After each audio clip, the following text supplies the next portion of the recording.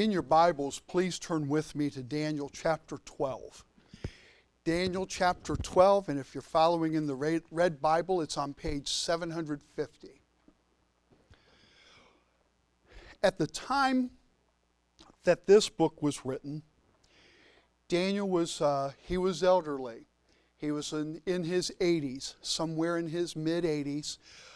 We don't think that's old so much today, but in that culture and that time, with an average lifespan of about 45 to 50 years, he was ancient.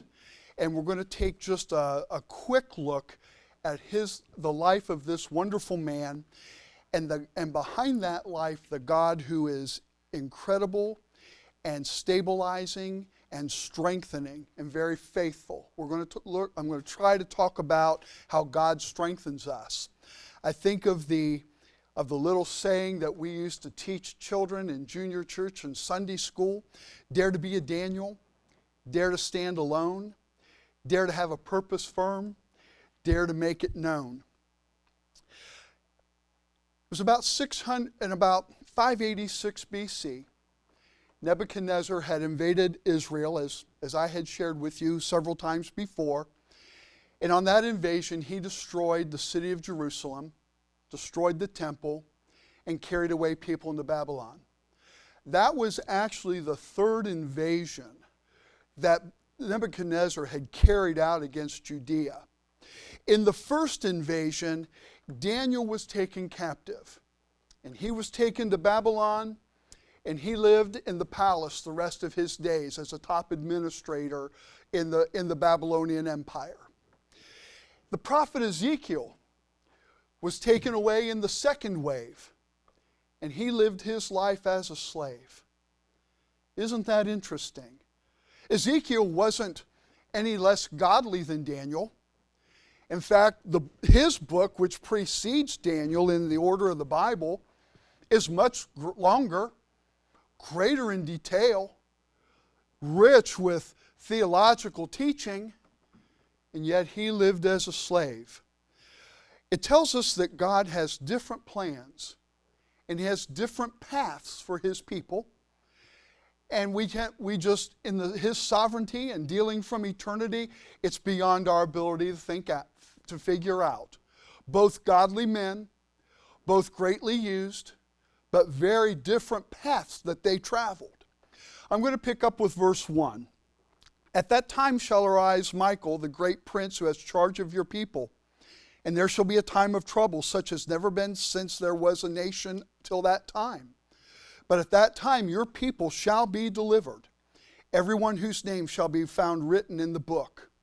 And many of those who sleep in the dust of the earth shall awake, some to everlasting life, and some to shame and everlasting contempt. And those who are wise shall shine like the brightness of the sky above, and those who turn many to righteousness like the stars forever and ever. But you, Daniel, shut up the words and seal the book until the time of the end. Many shall run to and fro, and knowledge shall increase. Then I, Daniel, looked, and behold, two others stood, one on this bank of the stream, and one on that bank of the stream. And someone said to the man clothed in linen, who was above the waters of the stream, how long shall it be till the end of these wonders? And I heard the man clothed in linen, who was above the waters of the stream. He raised his right hand and his left hand toward heaven, and swore by Him who lives forever that it would be for a time, times, and half a time, and that when the shattering of the power of the holy people comes to an end, all these things would be finished. I heard, but I did not understand. Then I said, O my Lord, what shall be the outcome of these things? He said, Go your way, Daniel, for the words are shut up and sealed until the time of the end. Many shall purify themselves and make themselves white and be refined, but the wicked shall act wickedly, and none of the wicked shall understand, but those who are wise shall understand. And from the time that the regular burnt offering is taken away, and the abomination that makes desolate is set up, there shall be 1,290 days. Blessed is he who waits and arrives at the 1,335 days. But go your way till the end, and you shall rest and stand in your allotted place at the end of the days. Now, the passage that I shared with you deals primarily at what happens at the end of the age, in the second coming of Christ. But this book is not just about this. Even though there are many parallels in the last half of Daniel that reflect and lay upon Revelation, it's more to it. It's more than just a book about the second coming. And there are principles that we can draw from here in the 21st century to help us. There are actually 4 primary themes. I'm going to give you 2 points. I got the outline to Debbie too late last night. But there are 4 mega themes that course through this book. The first of these is that God is in control. He is at work behind the scenes in the midst of adversity. And when our faith is placed in God, then that faith is sure because our future is secure. Despite the turbulence, despite what happens in the coming days in our nation, despite what happens in the economy, the political situation, the institutions that have built our society, regardless of what may happen, our future is secure because God holds it in His hands. There is also the theme of the power of a purpose. When we are people of purpose, we become men and women of conviction, great conviction. And that conviction gives us power to live successfully and victoriously in a heathen society. Thomas Carlyle wrote, "A man lives by believing something, not by debating or arguing many things." I think that's a great saying. A third mega theme is the challenge to be in the world, but not of it. Living in a heathen culture, such as we find ourselves today, without living like a heathen. And then finally, God is faithful. He is always there when His people need Him. The missionary E. Stanley Jones said, "Anything less than God will let you down," and that's true. The chapter I read to you, verse 1, gives us a historical setting. This took place in real time many years ago. But it also has a theological perspective about why God is doing what He is doing. And in this is based upon the biblical theological principle overlaps Deuteronomy chapter 28. The blessings and cursings chapter of the Bible. And what God is saying to us from a biblical perspective in this text is that God is faithful in His blessings and He is faithful in His judgments. And they are given to us according to our obedience or disobedience to His will. In other words, how we live has consequences. And the adversity that God allows in our lives becomes a point of crisis. And in that crisis, we will either emerge bitter or we will be better. It all depends upon our response. King Nebuchadnezzar has a plan. He has a plan for Daniel and his friends. He wants to retrain the minds of these young Jewish leaders to serve the Babylonian Empire. And it's the same plan that the devil uses today as he tries to tear down our society. We see this in the progressive agenda in our school system where we no longer think biblically. Our kids are told which pronouns are correct to use, but are they being taught the virtues? Are they being taught the principles that live to a successful, blessable life? What was Nebuchadnezzar trying to do? Well, he used the step of isolation. He removed them from their traditional religious heritage and God's Word. We have successfully moved God to the margins. He used indoctrination. He taught them to think like heathen. One of the most alarming statistics For me as a minister, and these statistics are old, I'm afraid it's much worse. Not in the liberal apostate churches, but in the evangelical churches that say that we are Bible-believing Christians, only 57% of us believe with certainty that there is absolute truth. 70% of us say that the individual must decide for themselves what's right or wrong. Then he used the step of compromise. Nebuchadnezzar didn't refute Judaism. He didn't sit down with a book of Babylonian religious teachings and try to jam that down the throat. He just began by trying to change their diet. Small steps. It's the small things that trip us up. It's the small things that sow the seed for our destruction. Little foxes spoil the vine. How we need to be concerned and sober and vigilant. And then he sowed confusion by changing their names. Daniel means God is judge. His name was changed to Belteshazzar, keeper of Bel's treasure. Hananiah in Hebrew means the ever-existing one shows grace.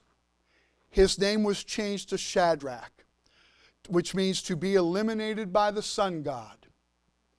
Mishael means who is like God. The name Meshach that he was given means who is like Venus. And Azariah means the ever-existing one has helped. He was given the name Abednego, which means servant of Nebo, the shining one. Nebuchadnezzar knew that the way we think about ourselves and the way we think about God and how we think about life will determine the way that we act. And he used a deliberate plan to destroy their identity and their belief system. And aren't we seeing a crisis in that today? We're seeing the fruit that goes back at least 50 years. I remember this when in junior high and high, where they were then trying to blur the lines between the sexes. And these people that have confusion about who they are and what they are, we mustn't scorn them. We need to have compassion. We need to love them. We need to come alongside and help them. I can't describe the anger, the inner rage that I feel about $1 billion industry that is springing up. That, school can't give your child an aspirin if they have a headache. But without your permission, they can talk about abortion. They can talk about sex change therapy and surgery. In this multi-billion-dollar business that's building up, that robs our young people of their femininity and their masculinity, forever marring the image of God in which He has created in them, forever destroying a portion, irretrievably taking away what they have been given by God. I typically think it's a tragedy when anyone goes to hell, but I tell you, I am glad that there is a recompense and a day of judgment for this spawn of Satan that is destroying our young men and women and children and teenagers and ruining their lives. Confusion. Who am I? What am I about? We have sown the wind of atheism, and we're reaping the whirlwind of confusion today. And that was the society in which Daniel lived. And that is the society in which we find ourselves today. So how do we deal with this? Two things that will help us today. First of all was Daniel's purpose. Daniel's purpose. And his purpose serves as a model for us today when we are faced under the pressure of temptation and conforming to society. His purpose was characterized by three things. Excuse me just a moment. First of all, his decisiveness. His decisiveness. He had convictions that guided and shaped his life even as a teenager, and he made some important decisions. You young people, I feel sorry for you because you aren't really old enough to understand where you are. And I don't say that as a put down, it's just you haven't lived a lot of life yet, for the most part. But you are right now in I believe, the most important stage of your lives, between the ages of 18 and 24. Because you are going to make decisions that lay the foundation, that set the course for the rest of your life. One of those decisions is going to be made about God. What are you going to do with Jesus? Are you going to be a devoted follower of His? Or are you going to be a Sunday Christian? Or are you going to give Him no meaningful place at all in your life? The reason I say that is 80% of the people who come to Christ do so by the age of 19. What role is God going to play in your life? The second decision you're going to make is when you graduate from high school. What am I going to do with myself? Am I going to go to a traditional 4-year college? Am I going to go to a 2-year trade school? Or am I just going to go in the workforce? What am I going to do with this life? And the third decision that you're going to make is, who am I going to marry? Now, you may not have that person picked out, but you will formulate the conviction of the type of person, their intellect, their personality, and their spirituality. You're going to determine, that's who I want to spend the rest of my life with.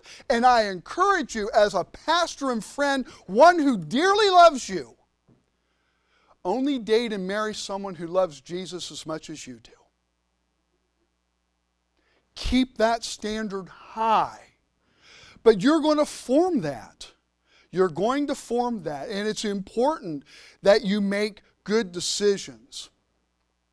His decisive was personal, and it was immediate. And so because he already had these convictions in place when temptation came, and it didn't look like that big a deal, it's just food, and you got to eat to survive. But because of his convictions, he wasn't even going to dishonor God by his diet. I think about Jonathan Edwards. When it comes to American preachers, he was probably our greatest. And from he and his wife, their descendants, among them was a vice president of the United States, a secretary of Treasury. There were several other cabinet officials.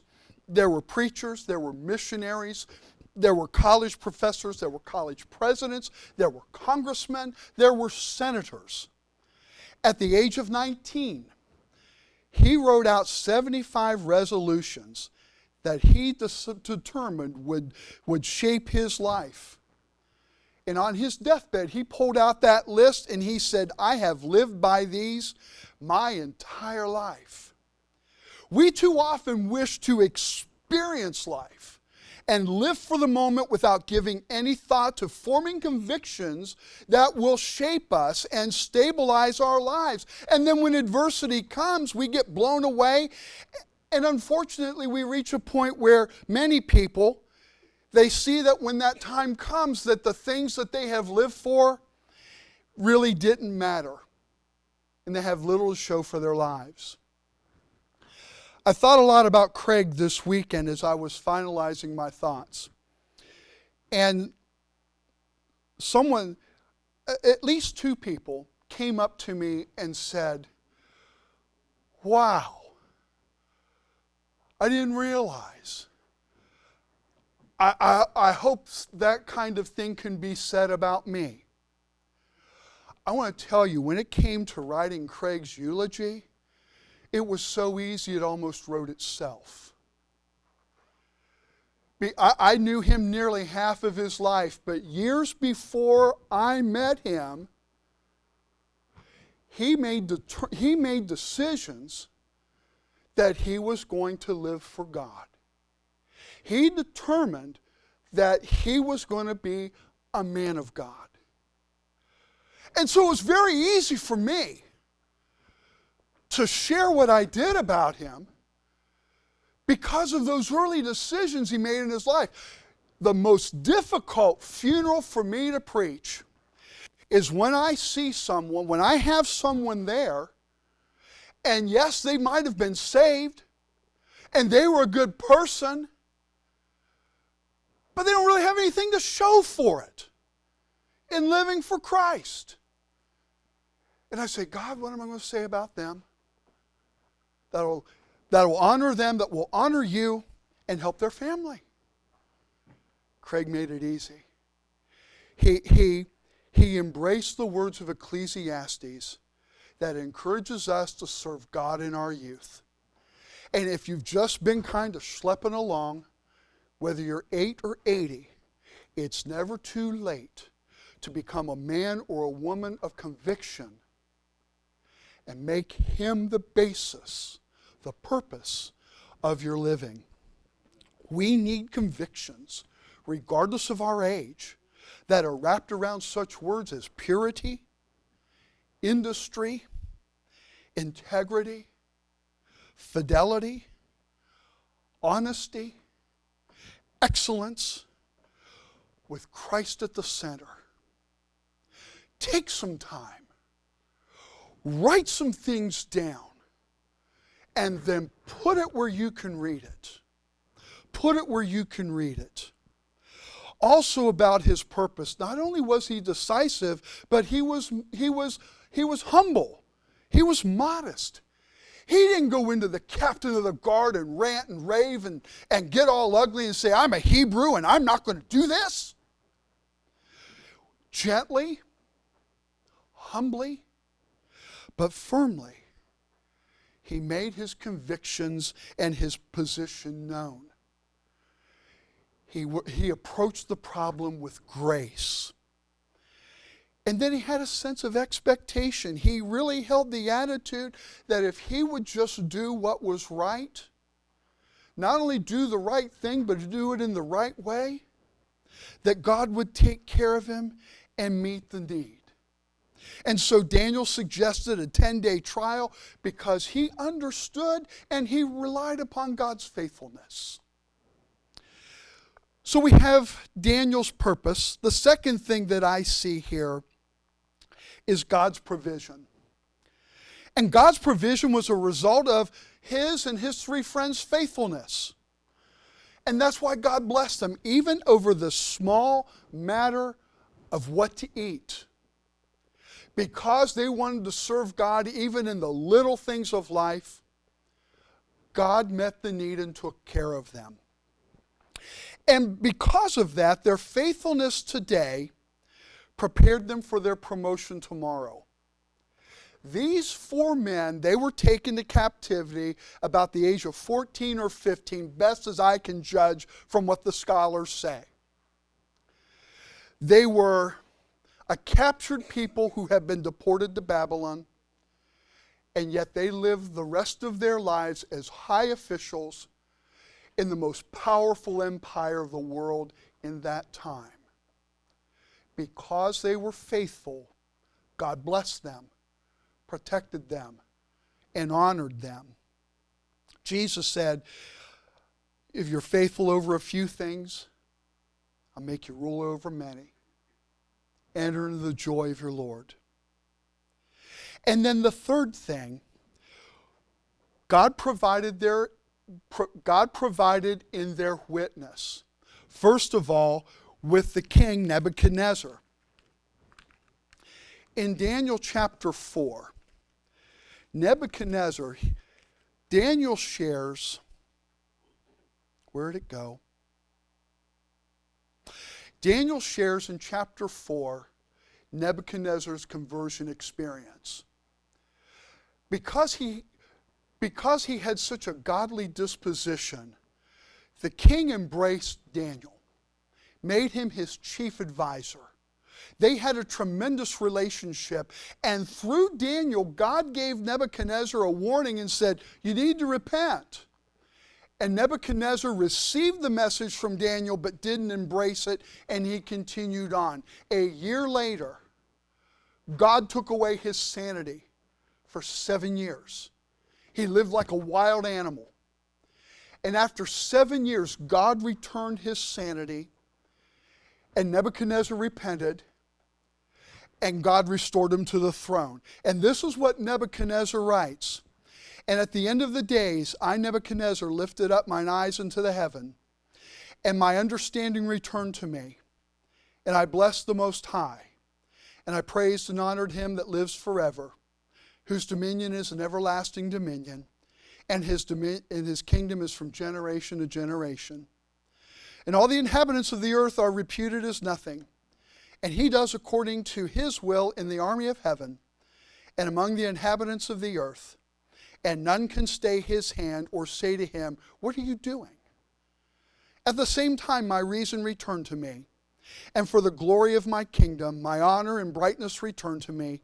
And my counselors and my Lord sought me, and I was established in my kingdom, and excellent majesty was added to me. Now I, Nebuchadnezzar, praise and extol the honor the King of heaven, all whose works are truth, and his ways judgment, and those that walk in pride he is able to humble. Because of his witness, because of the life that he lived, he was able, a man who believed that he was God on earth, who raised a statue for everyone to bow down and worship, that man found the true and living God.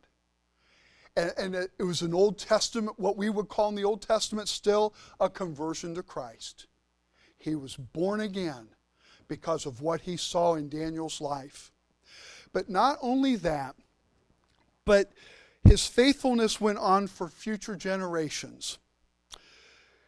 About 500 years after Daniel passes from the scene, there's a group of magi, kings, wise men, who make a 1,000-mile journey east, following a star to Bethlehem.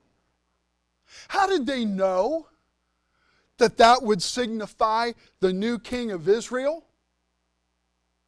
They were astronomers. They studied the stars. How did they know that this one particular star would herald the birth of the new king? Had to be Daniel. He was a man of the book. He was the man of the scriptures. And centuries later, his life still speaks. His influence still carries on. I want to share a passage with you in Deuteronomy. Moses is coming down to the end of his life. And in chapter 5, verse 6, God says to Moses, who repeats to Israel, I am the Lord your God that brought you out of the land of Egypt, from the house of bondage. You shall have no other gods before me. You shall not make for yourself any graven image or any likeness of anything that is in heaven above, or that is in the earth beneath, or that is in the waters beneath the earth. You shall not bow down to them, nor serve them.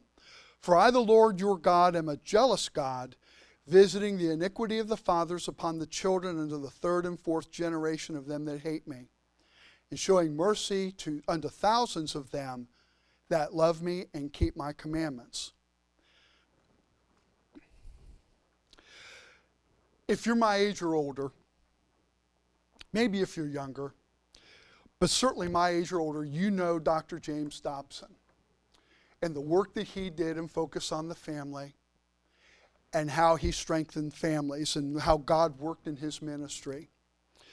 And he gave us testimony one time, a part of his testimony.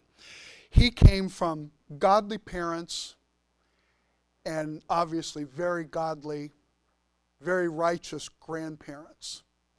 And he shared how God one day spoke to his grandfather.